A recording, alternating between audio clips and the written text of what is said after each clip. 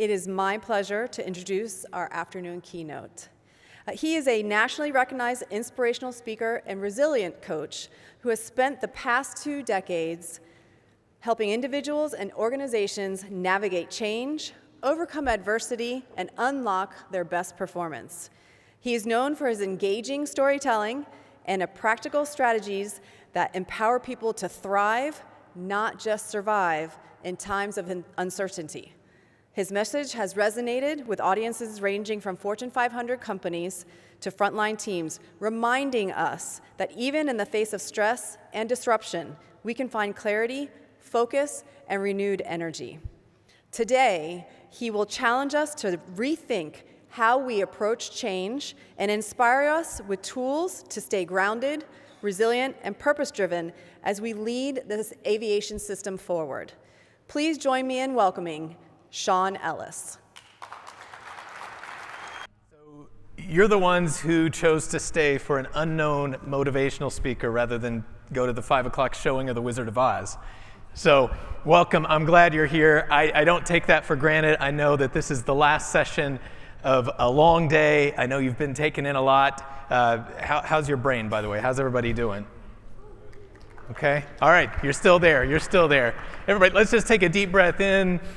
Let it out. All right. Again, I don't take it for granted that you've stayed, and my promise to you, my goal is simple. I know that you're giving your most valuable resources, which are your time and your energy, and my promise is that I won't waste them. I want us to have a fun time to end this day, but I'm also excited to share some ideas and tools to support you on this journey, navigating the change. I know we've been hearing about all day long. I heard it in an earlier panel that right now it's like going 70 miles an hour down the road, changing all 4 tires while doing an oil change. It seems to sum it up. And I know that that's not easy. And that the thing about that is it would be one thing if all we had was just this one area of change. We know we've got new equipment coming online, a new system. If that's all we had to worry about, then we could probably, we'd do okay. Not that it would be easy, but we could make it. But the challenge is right now, that's just one part of it. I know that you live and work in a world where every day you show up in one of the most complex, high-stakes environments on Earth. And I want you to know as we begin here, I honor you, I acknowledge you. I can't speak highly enough. So that's why it's such a privilege for me. I've had this date circled around my calendar. But right now, as I said, if it was just one area of change, that would be one thing. But right now, we live in this dynamic that's been called a super cycle of change.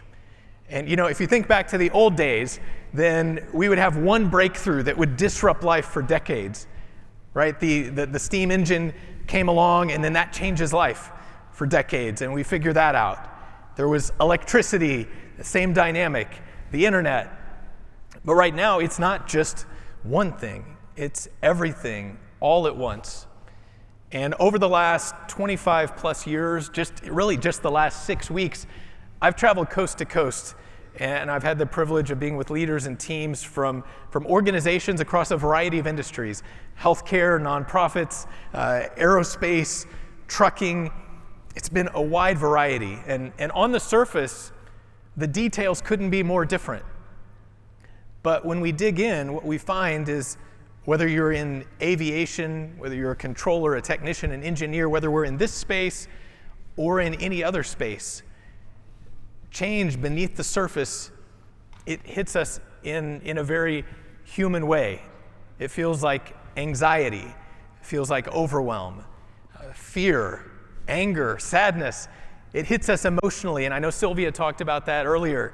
And if you're feeling any or all of those things, even here today after all you've heard, I just want to say on the front end, you're not wrong to have those feelings. These times are intense.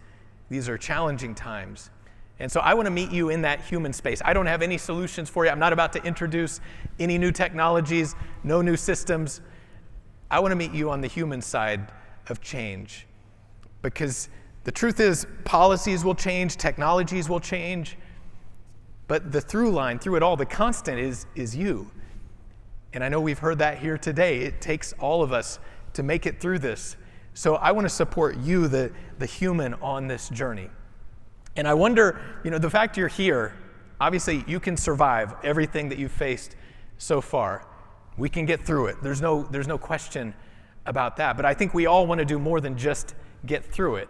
Am I right? Is that safe to say?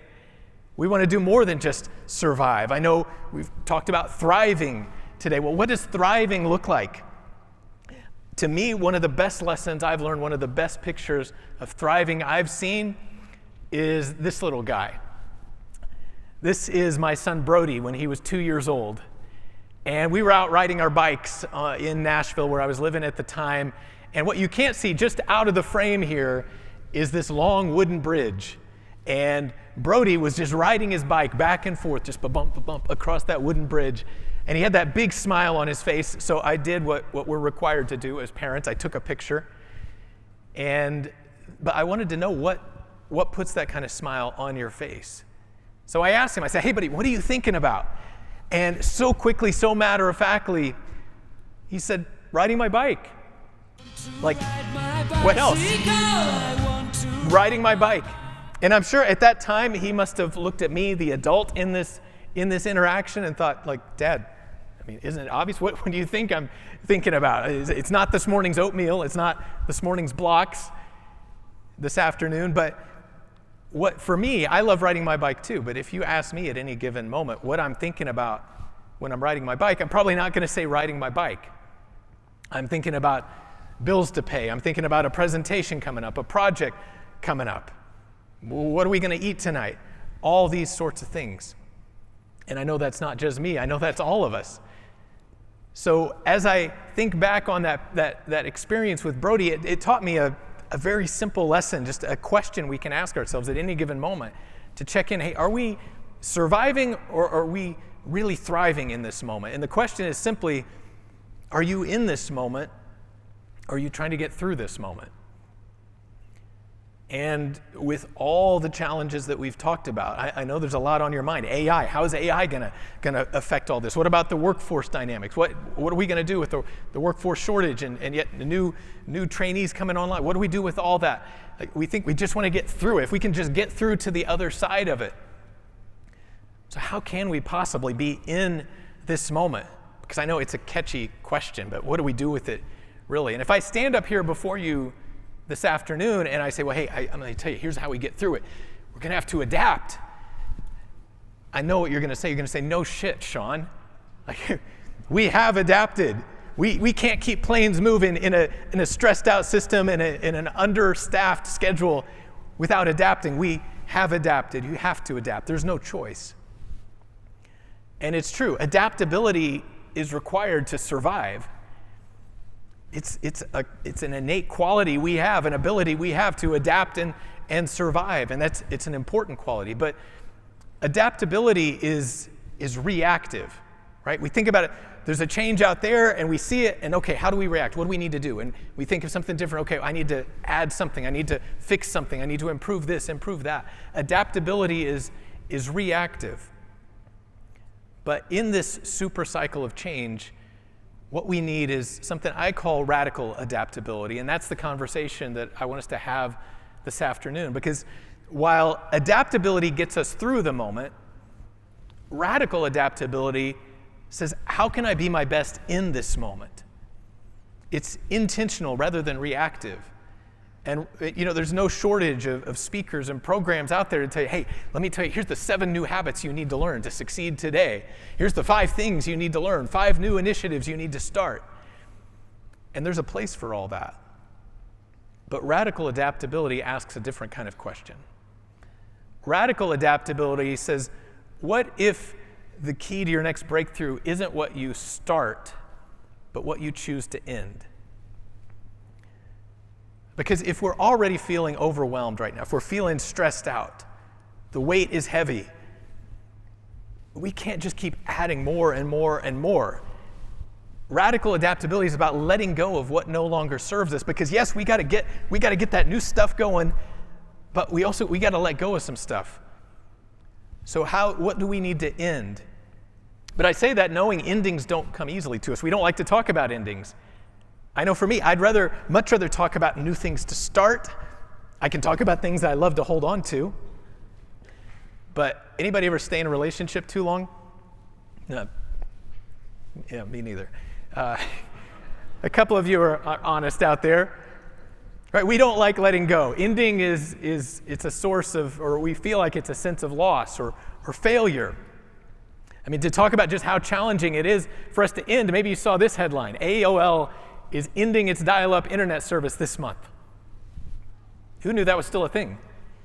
Like that means right now, somewhere, somebody's getting kicked off the internet because grandma needs to make a phone call. Right? I didn't even know the dial-up was still a thing. But yeah, we hold on to things. So how do we let go? Well, I had an experience 6 years ago that transformed my view of endings forever. In the most unexpected moment. I was in Los Angeles for an event, and I had some downtime, so I was walking toward the beach. And as I navigated my way through the side streets and down this back alley, I finally came to a place where I could see the beach in front of me. I could see that wide sandy beach, the blue skies, Pacific Ocean. It was all right there. But between me and the ocean, between me and the beach, was this big yellow sign with 3 letters. It just said end. And as I stood there and looked at that sign, I saw what you can see here. And I couldn't help but laugh and think, man, that looks a lot more like a beginning to me. And I say that knowing that that's probably exactly what you would think a motivational speaker would say, either that or a fortune cookie. But, I don't think even I would have seen it that way just a year prior. Because a year prior, I was not on a warm sandy beach in California. It was a cold, snowy day in Nashville, and I found myself sitting in a courtroom doing something I never thought I would do, that I never wanted to do, which was filing bankruptcy. And as an entrepreneur, as a small business owner, that was one of the most humiliating experiences of my life. And at that time, there was no new beginning. All I saw was end. It felt like failure. And I didn't see another way forward. And I know we've all been there. Maybe not in that space specifically, but I know we've all come to that place, whether it's an ending of a relationship, the ending of a job or career path. Maybe it's that phone call with the diagnosis that we didn't expect. But we've all been there. And what you can't see in that moment is what I couldn't see sitting in that courtroom. I had no idea that by the end of that year, we would be celebrating our best year in 15 years in business. So from bankrupt to best year ever in the course of 9 months, that was not on my vision board. I would have never imagined that. But that new beginning was present in that ending. And as I reflected on it, I looked back on my life and I thought, I think most of my breakthroughs have come on the other side of an ending. What about you? So doesn't it stand to reason then that our next breakthrough it comes on the other side of an ending? The question, though, is what if we could choose that ending? What if we didn't have to wait for life to force our hand? What if we could get better at letting go and not holding on so long? So that's what I want to share with you this afternoon. This framework, I call it the 5 C's of radical adaptability. Because I want to share something that will apply. You can use it on every shift that you're on. You can use it to navigate this next era of change that we're in. But you can use it at home as well. Whether it's parenting, whether it's relationship, radical adaptability is what's required to thrive in this next era. So what I want to share with you are these 5 C's with practical tools and strategies so you can keep your edge, you can protect your energy, and you can lead yourself and others forward in this next era of change. So if you're up for that, let's dive in. Where do we start on this journey? 5 C's of radical adaptability. It's about choosing your ending. So, okay, it sounds like we need to get pumped up. Let's get fired up. Like we're going to have to break through a wall. Let's do something big. But it's actually quite the opposite. The first C, where we begin on this journey, is finding calm. Because if we're already overwhelmed, we're frantic, we're frazzled, like getting fired up is not the answer. We can get fired up. The challenge in the midst of it all is settling down. Because I know that every day, especially doing what you do, calm is a little harder to come by. Maybe rather than feeling calm, every day feels a little bit more like you're under ambush. It's that the sudden shift change. You thought you had your day all planned out, and then all of a sudden, oh, no, we gotta change that. Maybe it's a weather shift. Maybe it's the radar goes down. You're managing 20 planes, and the radar goes down. That's ambush. So calm is about finding the antidote to ambush. And it's the number one skill leaders need right now, according to Brené Brown.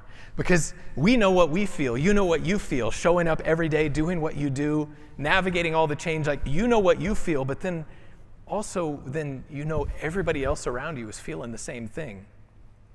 So the ability to find calm means not only can we feel calm ourselves, but it's also how we can lead those around us, lead our team, our colleagues, our families. Because when you walk into a room, before somebody ever hears your voice, they feel your nervous system. So how do we find calm? Especially when it's so intense as it is right now. The change is constant. The spotlight is intense. Where do you find calm? Well, we could turn to a Zen master, and we could learn about how we should meditate 20 minutes a day. But I've got a feeling that's probably not going to fit very well into your daily routine. So what if we go to the other end of the spectrum? Instead of asking a Zen master, what if we ask a Navy SEAL, how do you find calm? Because I happened to share a stage with a former Navy SEAL commander earlier this year, a man named Alden Mills. And Alden Mills, he's written a number of books, Unstoppable Mindset. And you know, if you think about Navy SEALs, you think about this elite fighting force, these big, strong guys. I mean, not so different than me, right? You can laugh. Right? Me and a Navy SEAL, not easily confused. So as Alden and I were going back and forth, we were bookending this event. And so we were going back and forth on what we were each going to be talking about. And I shared this first C is finding calm. And what Alden said with me, he told me, you know, again, these Navy SEALs, big, strong men, firepower, elite warriors, you think like brute strength is how they get through scenarios. But here's what he said. He said, we would go through breathing techniques to calm our minds and help us think creatively under pressure. He said, especially in times of ambush. Because if we could plan for everything, all the unknowns, we'd be in good shape, but we can't. Ambush is an unknown, so what do? Well, Navy SEALs use these breathing techniques.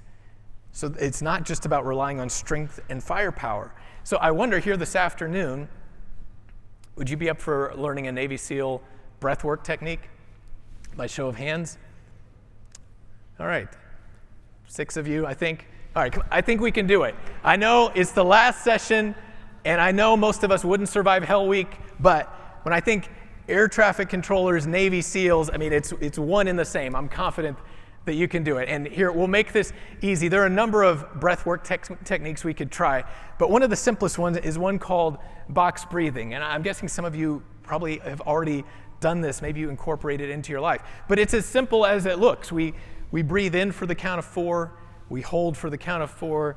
Exhale out your mouth for the count of 4. You hold for 4. So rather than just talk about it, let's try it out. I'll do the counting.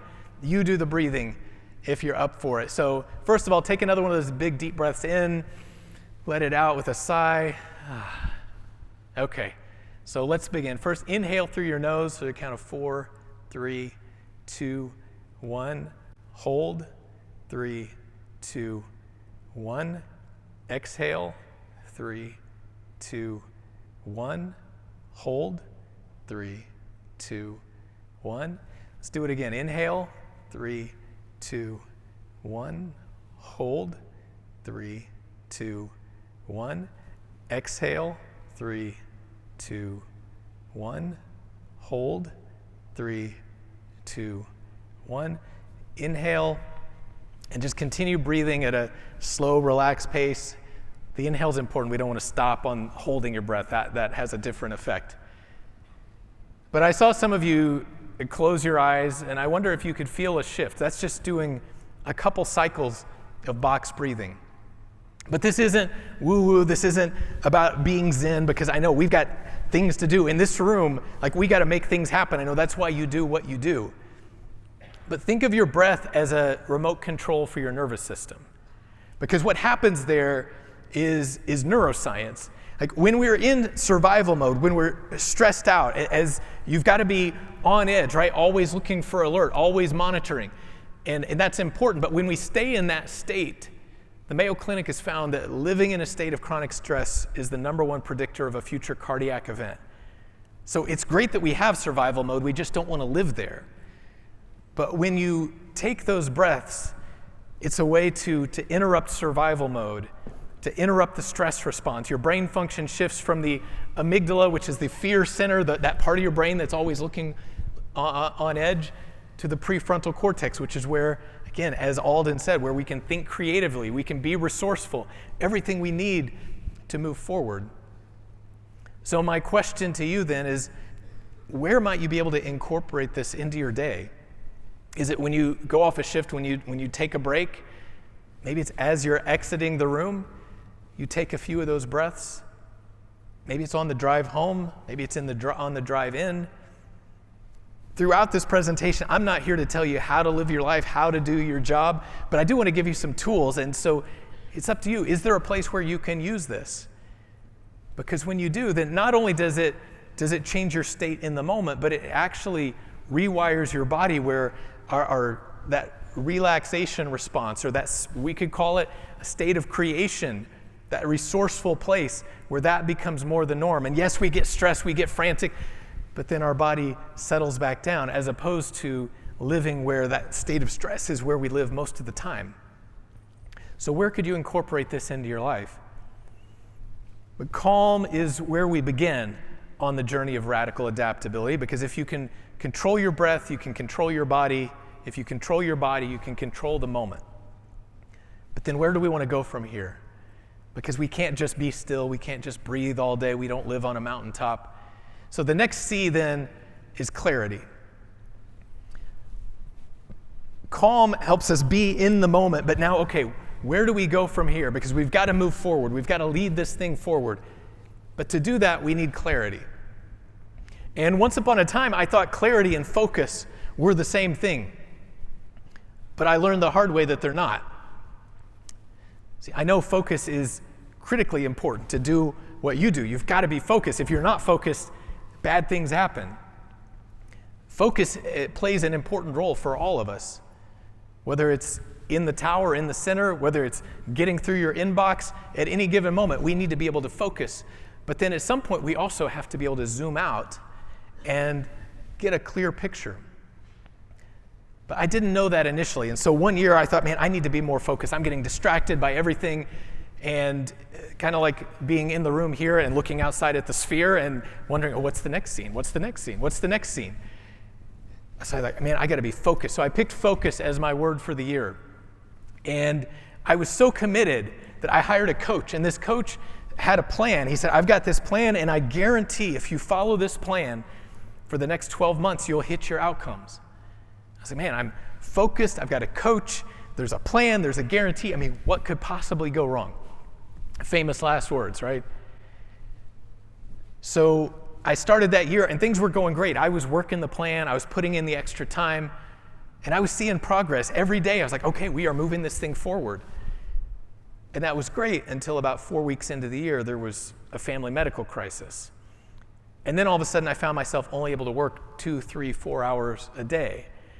So the plan went out the window, and this went on for days and then weeks and then months.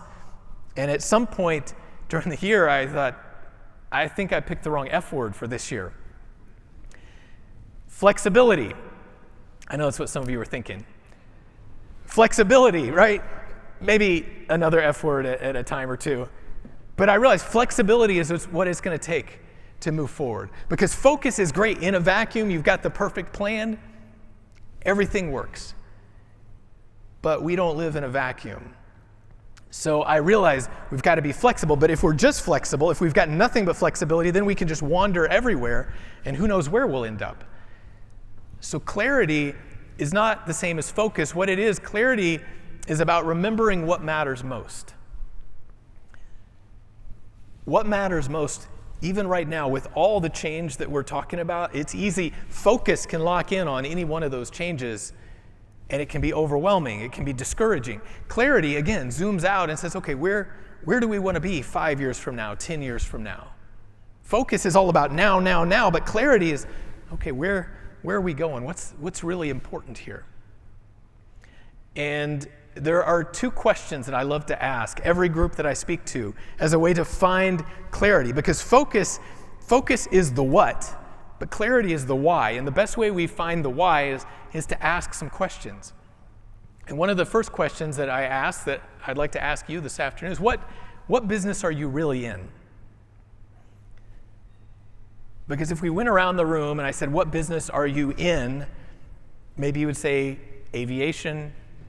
We're air traffic controllers. Maybe some of you are engineers. Any one of those answers would be accurate. Yes, that's the business we're in. That's what we do. But what business are you really in? That's a different kind of question. And one of the most vivid examples I've seen of this is Best Buy. Anybody shopped at Best Buy in the last year?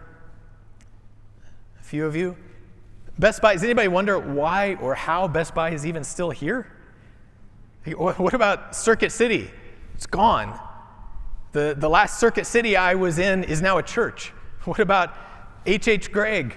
The last H.H. Gregg appliance store I was in is now a furniture store. All these competitors are gone, but Best Buy somehow is still here. And they probably wouldn't be except for a man named Hubert Joly, who took over as CEO in 2012. And when Hubert took over Best Buy, talking about choosing your ending, a lot of people thought Hubert had chosen his ending by taking over as CEO of Best Buy, because they were struggling. I mean, they were under fire from Amazon. The profits were down, morale was down. But when Hubert took over, it's a dramatic turnaround story. But one of the keys to that turnaround was asking that question: what business are we really in? And I'm curious, just shout it out. What business would you say Best Buy is in? Just top of your head, just shout it out. Electronics, people. I heard some others over here. But right, all correct. Electronics, retail, sales. That's what I would say too. But when Hubert asked the employees, he didn't come up with this answer himself. He asked the team. He said, what business are we really in? And here's what they said. We're a company that's in the business of enriching lives through technology by addressing human needs. That's quite different, right? And when they got clear on that, everything changed. Because can you imagine if you go to work every day and you shift from, we're in the electronics business, we're in the business of selling as many products as possible at the lowest price as possible, how exciting that would be compared to this. Like, hey, we're in the business of enriching lives through technology by addressing human needs. Well, all of a sudden morale went up, and strategically they realized we've got to do some things different. So there were some endings associated with that. They chose to end competing on price alone. They ended relationships with some vendors that were no longer aligned. They ended boring store layouts and reimagined their stores as experience hubs. And as a result, they had 5 straight years of sales growth. They doubled online sales, tripled their market cap, all the KPIs that you're aiming for. But it came back to saying, hey, what business are we really in? So I wonder, again, if we come back to you, what business are you really in? We might say focus says, okay, we move planes safely from point A to point B. Again, that's accurate. Maybe clarity says we protect lives every moment, every flight. Focus could say, hey, we follow procedures and checklists. Again, accurate. Clarity says we uphold professionalism and trust in the system. Focus says we manage traffic flow and minimize delays. Clarity says we safeguard efficiency while never compromising safety, which is why we're here, to talk about safety. Focus says we adapt to new equipment and staffing constraints. Clarity says we build resilience and we shape the future of aviation. Those are just a few prompts, but I wonder, I know that you're going to regional dinners tonight. Maybe that's a question to have, a conversation to have. Hey, what business are we really in? And I'm betting that you can come up with some answers even better than this. Focus says, here's what we do, but clarity says why we do it.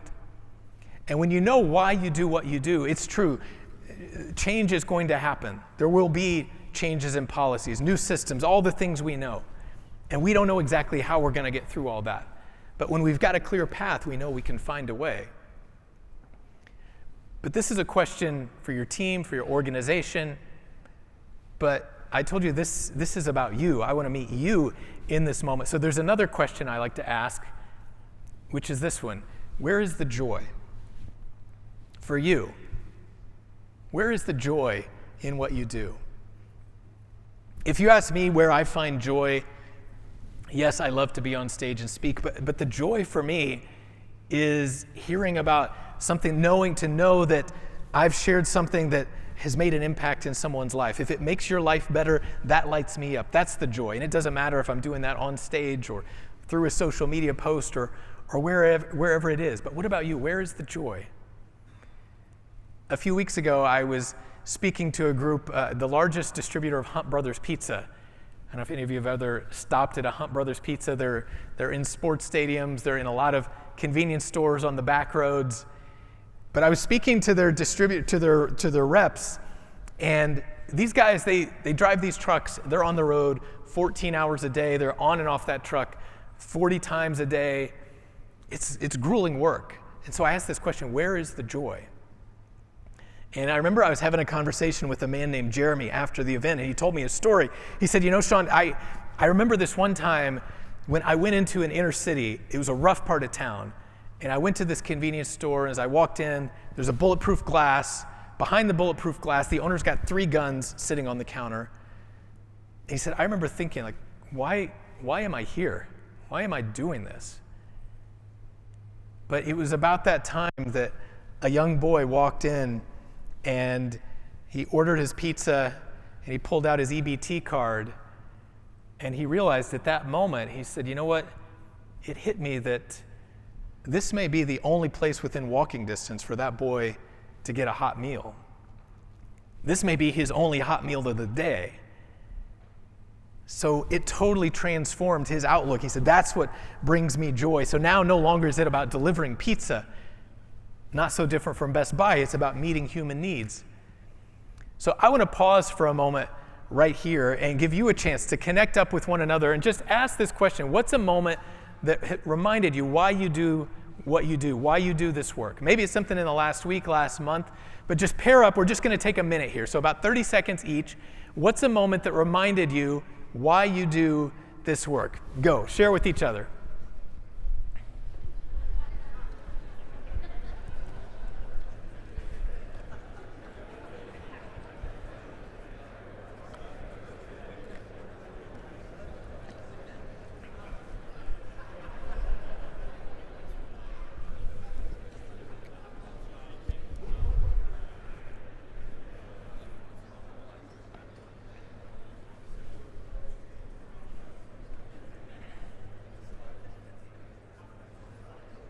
Let's take about 30 more seconds. Make sure you've got a chance to hear from each other. What's a moment that reminded you why you do this work? What's a moment that put a smile on your face, like that smile on Brody's face when he was riding his bike?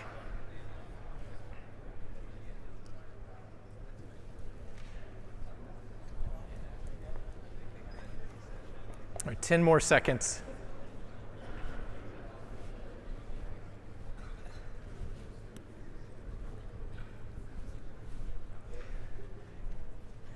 All right.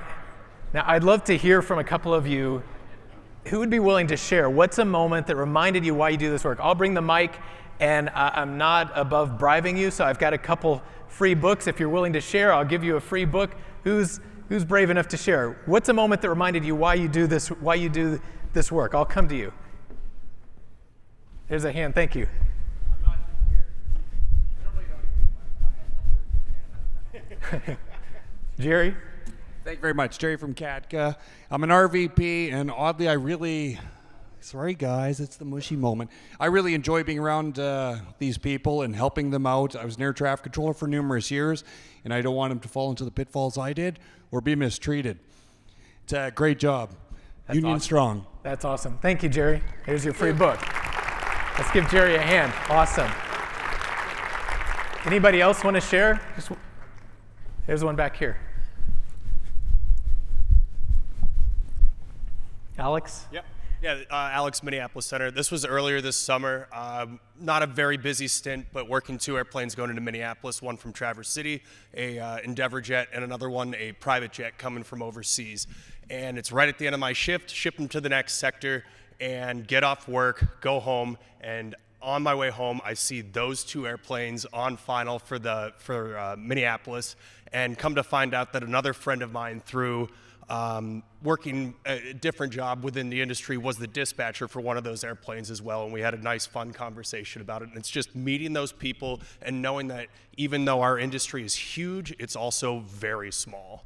Yeah, that's awesome. Let's give Alex a hand. Thank you. And I know that if we went around the room, how many of you find those stories to be relatable, those examples? I see heads nodding. Like, I know if we had time to go around, we would hear more and more stories like that. So my encouragement to you is to make sure that you take time in the midst of all the craziness, all the chaos, all the intensity, to remember why you do what you do, to remember where is the joy. Because I know in the middle of the day, in the middle of the shift, maybe that's not a place where you can think those thoughts and ask those questions, but as you're going home, because otherwise what happens is we just rush through the day, we are getting through the day, and we miss those moments. And what happens if we miss those moments and we lose sight of the joy, then why do we keep going anyway? Because this is hard work, this is not easy, and if you don't find it fulfilling, then at some point you're going to say, you know what, I think I'm done here. But we need you to do what you do. So I encourage you to take a moment to check in and be like, hey, wait, why do I do this? What's a moment that brings you joy? And once you do that, then that's what gives us the clarity, how we show up every day. And if we've got that kind of clarity, then instead of just doing the bare minimum, we're like, wait, I know I need to do something extra. I want to do something extra. And that brings us to the next C on this journey. Because action is what comes after clarity. And if we're going to do something different, it's going to require courage. Because anytime we do something different, we don't like that. Our brain is wired for survival. That's why the first C is finding calm. And our brain wants to keep us safe. So if we say, hey, I think I'm going to step out of my comfort zone, maybe it's reporting a safety concern, having a tough conversation, whatever it might be. Your brain says, no, I don't think so. That could be dangerous. Your brain registers different as dangerous, and so then we retreat. But courage is about making the brave choice. And sometimes, that's scary. But what I've learned along the way is that it's normal to feel fear, but fear is not the sign you're doing something wrong. It's the sign you're doing something big. And doing something big sometimes looks like this, which, does anybody find it odd that I'm showing a picture of me hanging out of an airplane at an aviation safety conference? Strikes me as a little weird, but let's go with it. Sometimes that's what doing something big looks like, right? It's hanging out of the airplane. Your feet are dangling 18,000 feet in the air. Your tandem instructor says, okay, on 3, we're going to jump, we're going to do a backflip. And that happened. And I know that happened because we've got a video that says that happened. But sometimes doing something big looks like that. More often, though, doing something big starts with something really small. Sometimes so small that you don't even see it. And rather than just talk about it, I know you guys have been sitting for a long time here, so I invite everybody, if you're able, everybody stand up. Stretch your body out. This is a place to work out, all the stiffness. Make sure you've got some space between us.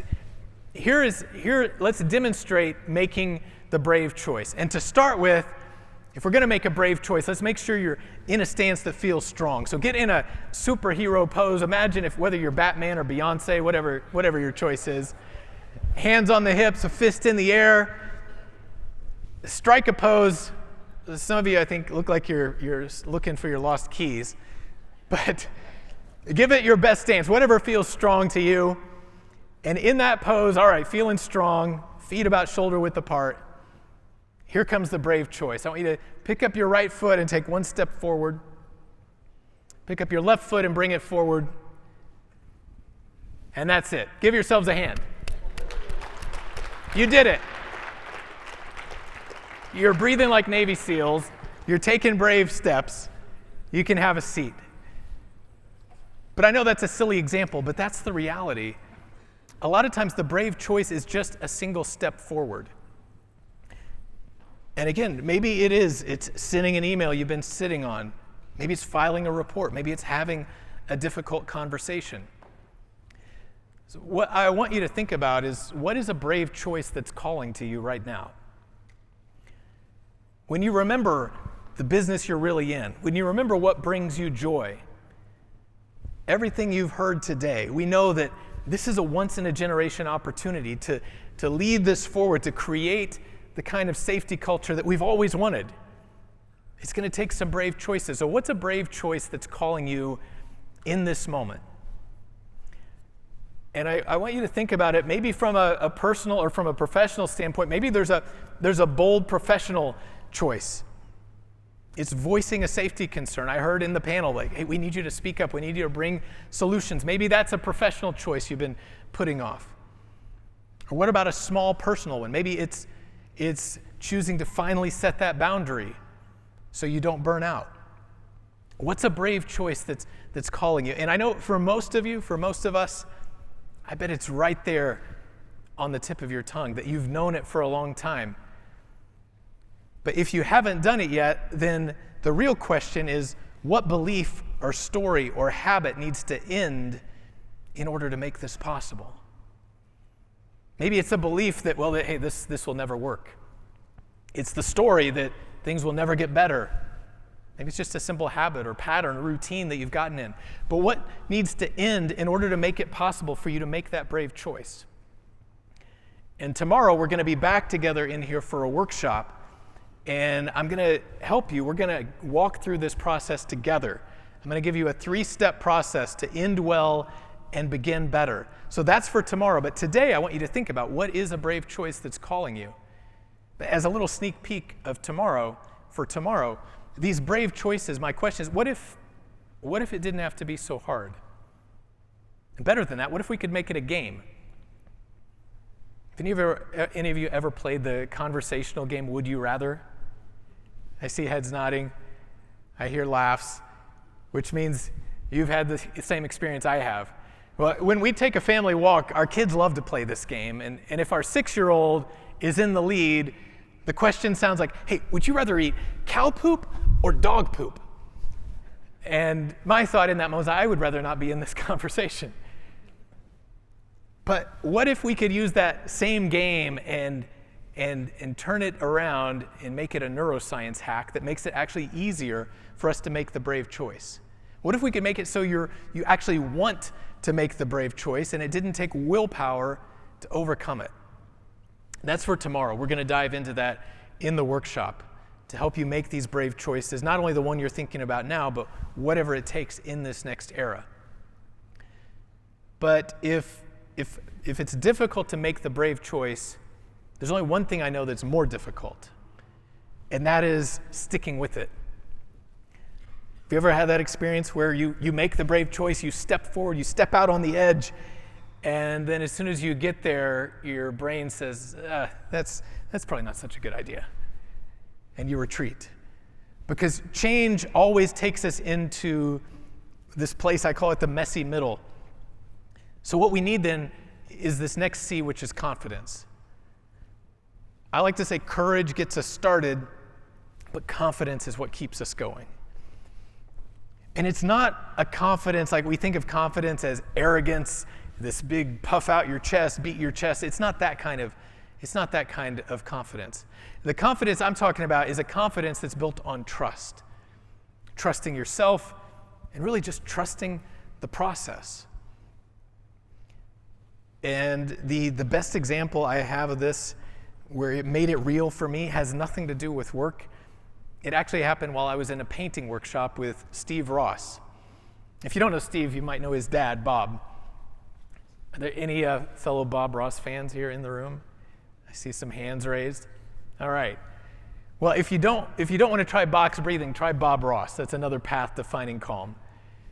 But I always thought, I love watching Bob Ross. He's brought a lot of calm into our household. I always thought it'd be fun to learn to paint from Bob, but he's been gone for 30 years now, so I knew that wasn't possible. But his son Steve had been in hiding, and he came out and announced that he was doing a series of painting workshops with Dana Jester, who's one of Bob's friends and colleagues. And so when I heard this, I made the brave choice, and I said, yes, I've got to be there. I've never painted in my life, or at least not since elementary school art class. But I bought my easel and my 18 by 24 pre-stretched canvas, all those colors they run across the bottom of the screen. You know the deal. I went out, I got all my stuff, and I showed up at that painting class. And talk about confidence. I was confident because if you've watched Bob, what does he say? You can do it. So I went in there fully confident. All right, I can do this.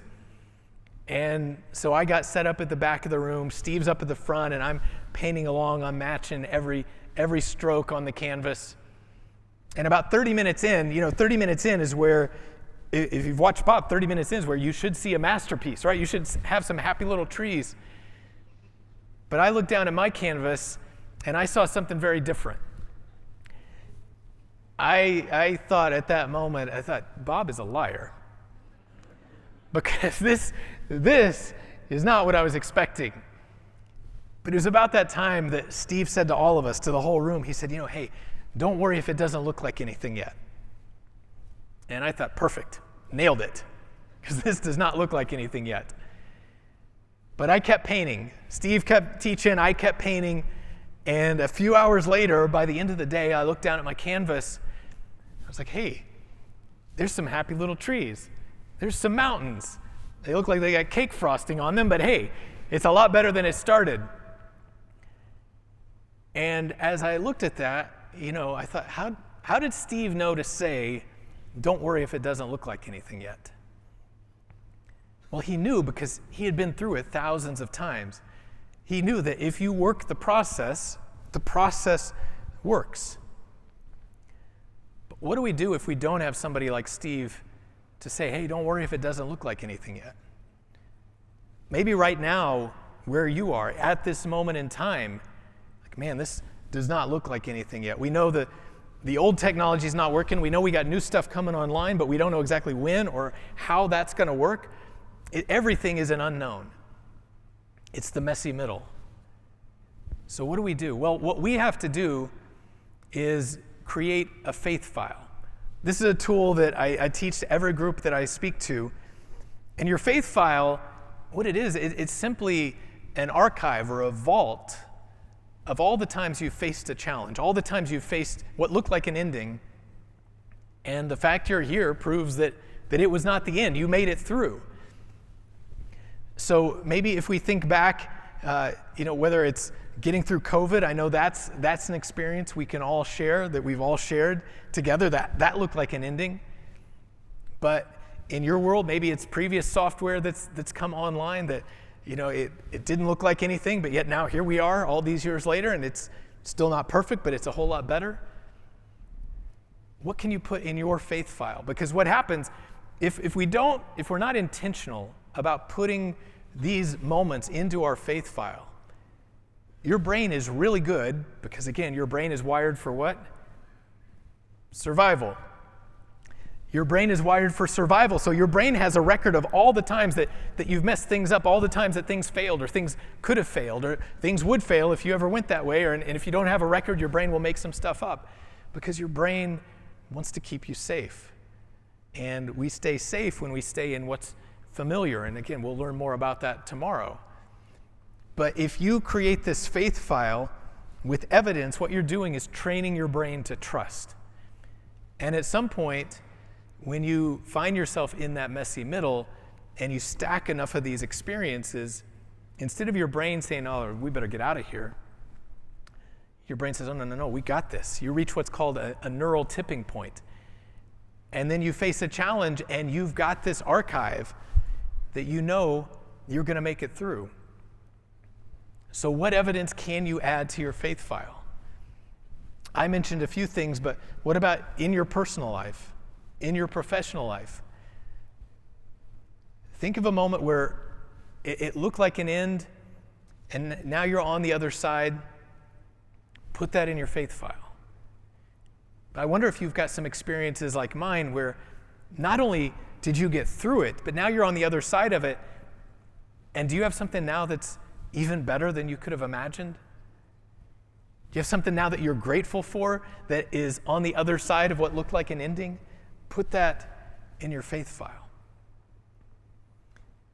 Because with that, you have the tools to keep going.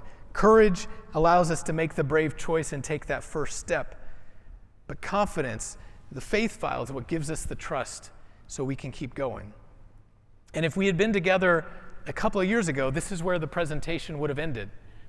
Because if you can find your way to calm, you can find clarity, remember what matters most, you take the brave choice, you make the brave choice, and you trust the process, that will take you far.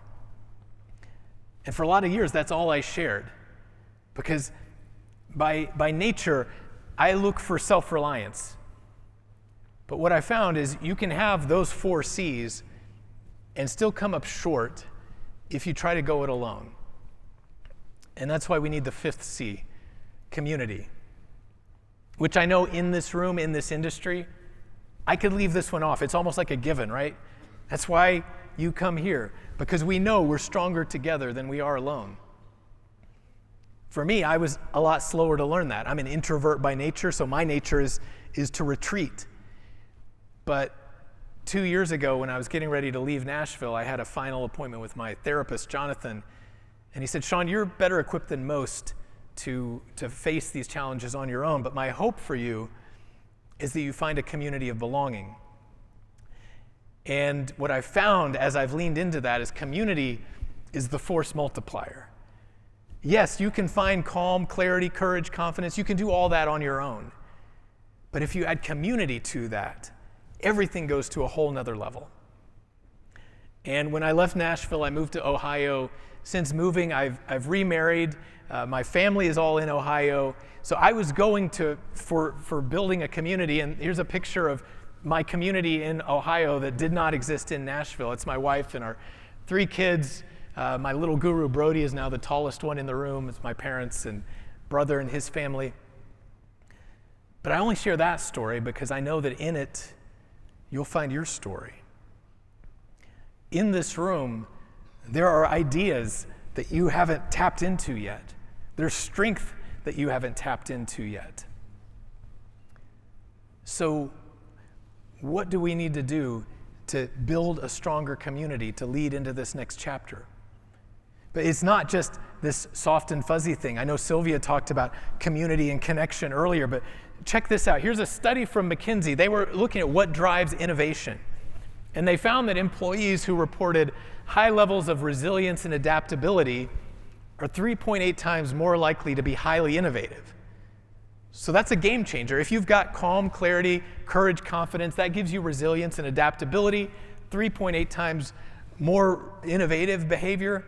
We know we need to be innovative to move forward. That's amazing. But watch this. What if you add community to it? High organizational support, psychological safety, fancy words for community. Look at the numbers. 6.2 times more likely to have highly innovative behavior. 6 times more likely to be highly engaged. So community truly is the force multiplier. But how do we build that kind of community? Well, I interviewed my friend and colleague, a man named Robert Thompson, who's spent 30 years guiding leaders. And the podcast interview hasn't been released yet, but I brought a clip of it that I wanted to share with you. It's just a 1-minute clip. But I asked him, what do leaders need to do today in this age, in this super cycle of change? And I think his answer speaks directly to this idea of community. So listen to this. I would say the word that springs to mind right now out of everything that I've done is care. Care for those around you, care for yourself, self-awareness, how you're interacting with others, reflect on that constantly. It's not like obsession, but you need to find out how your behavior is impacting others. And the way to do that is to talk to them. I think one of the key messages I would always share with folks was, if you have a problem with someone or something, focus on it or that person. Don't let it bubble around and then up someday in anger. Care about those that are coming and working with you. They're putting their life in your hands if you're the titled leader. Notice I have references for different kinds of leadership, because it's like, it's not the corner office that makes you a leader. It's how you behave. And if you don't care, if all you're caring about is the bottom line, that's not leadership. I think that's a pretty great mic drop moment, right? If all you care about is the bottom line, that's not leadership. So to make this practical, who is one person you can check in with later today, tonight, when you get back? Not to ask them about work, but just to check in and see how they're doing. Let them know that you see them. Care, as Sylvia said, it's one of the easiest, clearest ways to build community. And speaking of care, if you found something today that's been valuable to you, I am grateful and appreciative for each one of you, and I'd love to support you beyond today. I know we'll be together for the workshop tomorrow, but I invite you to take out your phone, scan this QR code. I've put together today's slides, but also what I call the Radical Adaptability Toolkit with some additional resources for you. Take a picture of that, and if you'd like, I'll send you all those materials. There's also space there. I'd love to hear from you. There's a space for you to enter your comments. My goal is to bring this message to as many people as possible. So I want to know, what do you like? What do you not like? So I can do more of what you like, less of what you don't. So that's an additional resource beyond today. But take a picture. I'll share that again tomorrow. But before we go, I want to go back to that in sign. First of all, here's the recap. We learned radical adaptability is your ability to see what's holding you back and choose to end it. We've learned the 5 C's to get there. But before we wrap this up, before we send you off for the day, I want to go back to that in sign. Because truly, I wanted to go back to that in sign a few weeks ago. I was back in California for the first time in 6 years, back in Los Angeles. And I've thought so many times, I had no idea when I took that picture how central it would be to my life and to everything I do. Truly, I may not be here without that in sign. So I want to go back and take a picture with that in sign. So I retraced my steps, went back down that alley, and I got there where I could see the beach, but this time there was no in sign. And I thought, I guess even the in sign has an end. But as I walked around, I'm embarrassed to say how disappointed I was to not find that in sign there, to not be able to take a picture with the in sign. But it hit me that it's just another lesson in letting go, just another lesson in how that our plans don't always work the way that we think they will. But what I also learned is that there was no power in that in sign in the first place. It's a sheet of metal with 3 letters on it. As a matter of fact, you all have a little coaster in front of you with that same yellow sign, those same 3 letters that I invite you to take along as a reminder of today. But let that also remind you, there's no power in my words. There's no power in these slides. There's no power in anything you've heard today. The only power is in what you choose to make of it. Ideas give you a spark, but change happens the moment you decide. And so my invitation to you is think more about what is that brave choice that's calling you? What might you need to end? And tomorrow in the workshop, we're going to work through that. My goal is that you leave Las Vegas a little bit lighter than when you came in. So this isn't just another event, just another year that we look back on, hey, yeah, we were there. But instead you look back and say, no, that's the year where I made a decision. I chose to end something that's no longer working. And if you choose that ending, we can put up a new sign. Because behind that ending, it truly is a new beginning. I want to thank you for allowing me to come alongside you here this afternoon. I look forward to being with you tomorrow. Have a great evening, and I'll see you tomorrow. Thank you.